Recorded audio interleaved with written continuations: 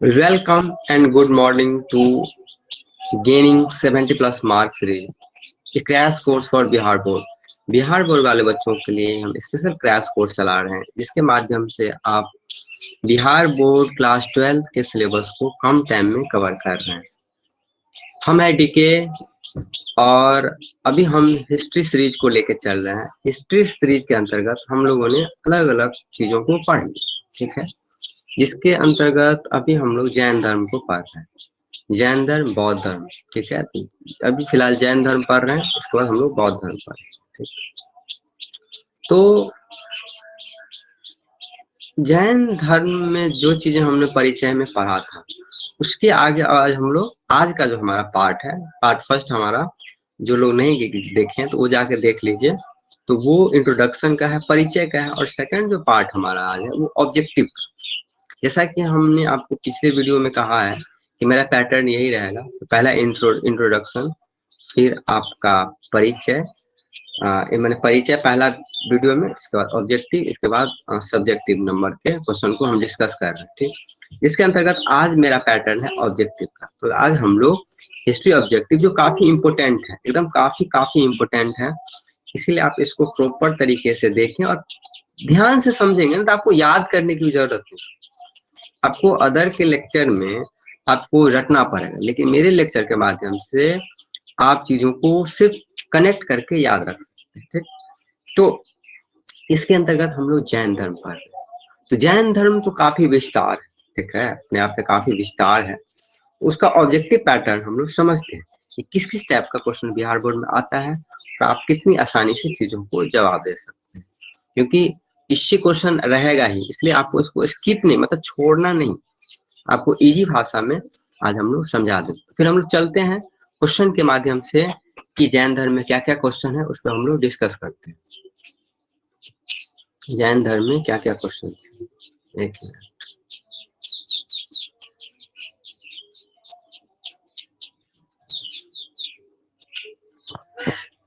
तो देखिए आपका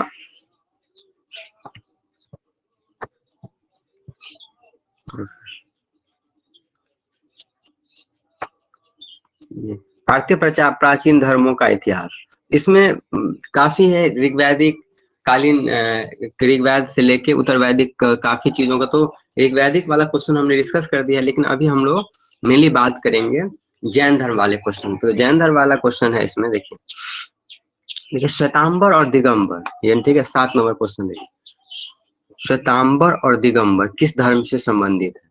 श्वेतांबर और दिगंबर, तो हमने आपको वहाँ ऑब्जेक्टिव वाले क्लास में बताया था, इंट्रो वाले क्लास में, कि श्वेतांबर और दिगंबर जैन धर्म से। श्वेतांबर किसको बोलते हैं? जो श्वेत वस्त्र पहनते हैं। दिगंबर किसको बोलते हैं? जो नग्न रहते थे। तो किससे संबंध, ये एक्चुअली क्या था बताते शॉर्ट में, कि श्वेतांबर क्या होता है ना, कि महावीर स्वामी के मतलब महापरिनिर्माण का मतलब होता है उनके मृत्यु के बाद जो है जैन धर्म 2 भागों में विभक्त हो गया, श्वेतांबर और दिगंबर। आगे चल के तो उन्हीं को हम लोग श्वेतांबर और दिगंबर बोलते हैं, ठीक है। ऐसे ही बौद्ध में हीनयान और महायान शाखा था, तो उसके बारे में हम लोग बौद्ध धर्म में बात कर लेंगे। तो आपको क्वेश्चन पूछेगा किससे? श्वेतांबर और दिगंबर। श्वेतांबर दिगंबर किस धर्म से है? जैन धर्म से। किससे? जैन धर्म से। इसके अलावा आगे हम लोग बढ़ते हैं। देखिए हीनयानी पुस्तकें किस भाषा में? आप देखिए उसमें हीनयान, अब ये हीनयानी पुस्तक, आप देखिए हीनयान आप नहीं समझते हैं तो ये हीनयान महायान ये आपको बौद्ध धर्म से संबंधित है, जिस पर हम लोग बात अभी नहीं करेंगे, बौद्ध धर्म वाले में बात कर लेंगे।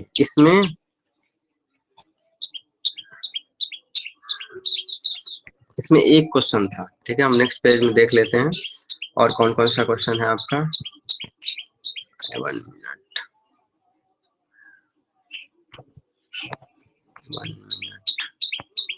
तो हीनयान, महायान, श्वेतांबर, दिगंबर, तो इस तरह के क्वेश्चंस इसमें आते हैं, जो उसकी शाखाएं हैं कि क्या कैसे है आपका बौद्ध धर्म, जैन धर्म में क्या कैसे चीजें थी।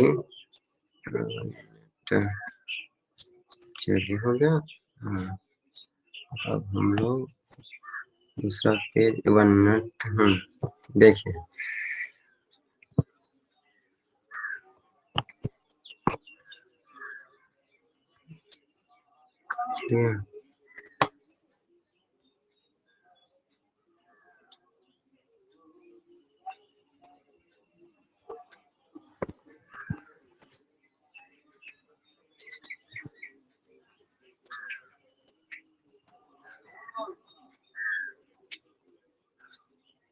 श्वेतांबर और दिगंबर, एक मिनट। दूसरा पेज आपका बुद्ध के बचपन का नाम।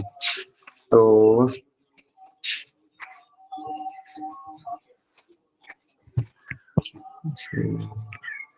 एक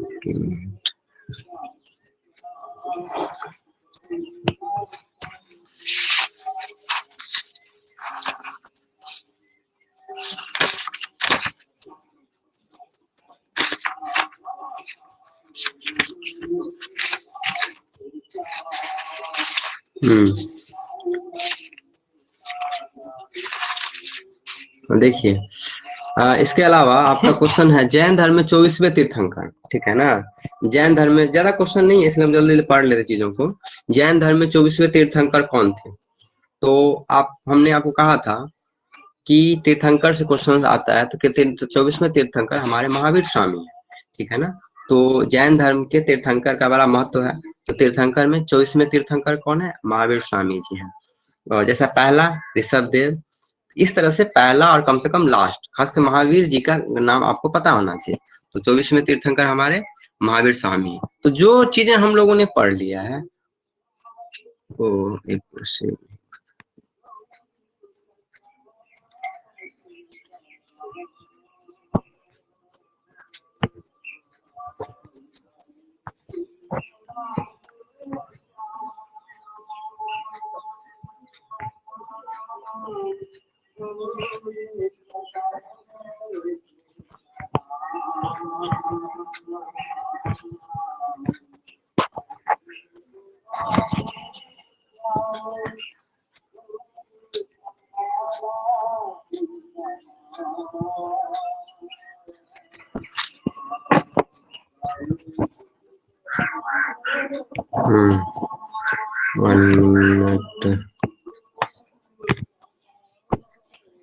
अच्छा हाँ देखिए थोड़ा पेज में गड़बड़ हो गया था।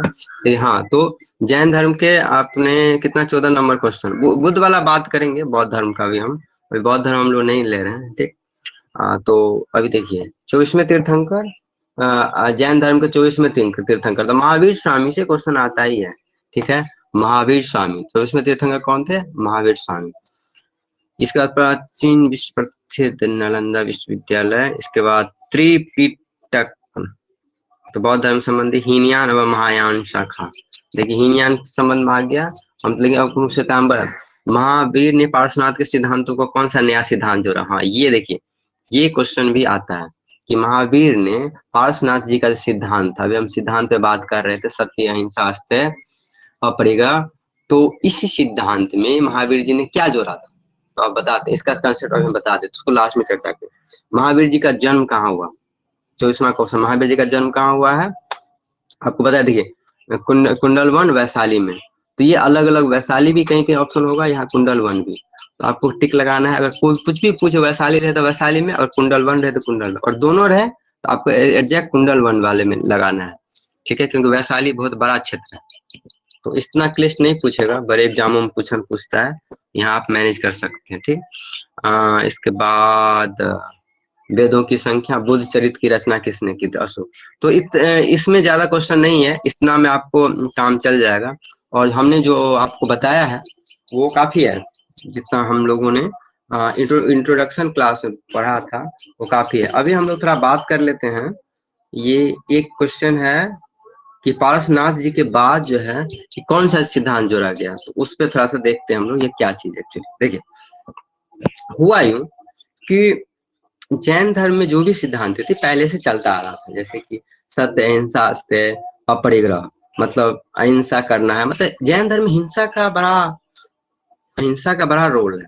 अगर कोई आपने जैन धर्म के बारे में सुना होगा, या आप क्योंकि इस क्षेत्र में कम है तो आप लोगों को पता नहीं चलेगा, लेकिन हम लोगों ने जहाँ तक हमारी जानकारी हम लोगों से भेंट की है, तो जैन धर्म में बड़ा नियम, बड़ा टाइट नियम। अहिंसा है तो इतना, वहाँ अहिंसा का रूल होता है कि आपको शाम के बाद खाना भी नहीं खाना, ठीक है ना, मतलब इतना हिंसा का।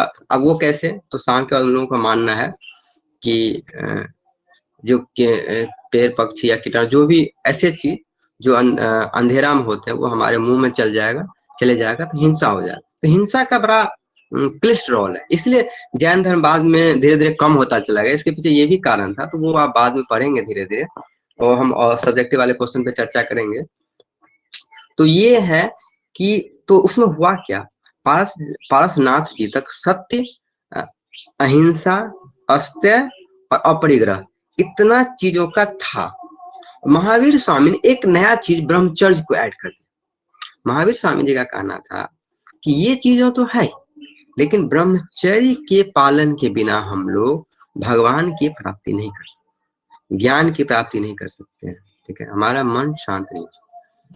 तो ब्रह्मचर्य का मतलब होता है कि आप जिस लाइफ में हो, आप अनमैरिड हो या मैरिड हो, वहां पे आप सुव्यवस्थित जिंदगी जीना सीखें। ब्रह्मचर्य का ये मतलब, ब्रह्मचर्य का मतलब ये नहीं होता है कि आप शादी करें या ना करें, इससे संबंध नहीं था महावीर जी। आपको अक्सर आपने पढ़ा होगा, ऐसा नहीं है। महावीर जी ने वहाँ जो चीजें हैं वहां पर उनका कहना है कि ब्रह्मचर्य का मतलब सिंपल से इतना है कि आप जहां भी रहें, आप उसका एक क्राइटेरिया था कि सुबह उठें, पूजा पाठ करें, ध्यान करें, एक नियम से उठें, एक नियम से सोएं। तो ब्रह्मचर्य का ये मतलब, ठीक है ना। उसमें साधकों के लिए अलग नियम था, जो गृहस्थ है उनको लिए अलग नियम था। तो आप जब ब्रॉड पढ़ेंगे तो आपको समझ में आएगा, ठीक। लेकिन अभी इतना तक समझना है कि महावीर जी ने क्या नया कंसेप्ट जोड़ा। तो उन्होंने 4 कंसेप्ट के अलावा एक नया कंसेप्ट, जिसको हम लोग ब्रह्मचर्य क्या बोलते हैं, ब्रह्मचर्य कंसेप्ट को जोड़ा, ठीक। तो इतना क्वेश्चन इससे बनता है, और बाकी जो परिचय वाला वीडियो है उससे आपका सारा क्वेश्चन बन जाएगा, आपका क्वेश्चन छूटने वाला नहीं है, इसलिए आप उसके टेंशन नहीं। और भी क्वेश्चन देख लेते हैं, कुछ होगा तो बता देते हैं, ठीक।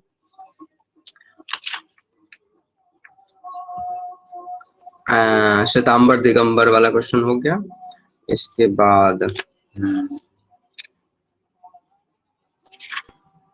हो गया। तो इस तरह से 3-4 क्वेश्चन आते हैं, तो आपको ये क्वेश्चन सारे बन जाएंगे, ठीक। बाकी देखिए जैन धर्म में उनका क्या क्या सिद्धांत है, वो 2 नंबर 5 नंबर में कुछ क्वेश्चंस आते हैं, तो वो हम लोग सब्जेक्टिव वाले पैटर्न पे डिस्कस कर लेंगे।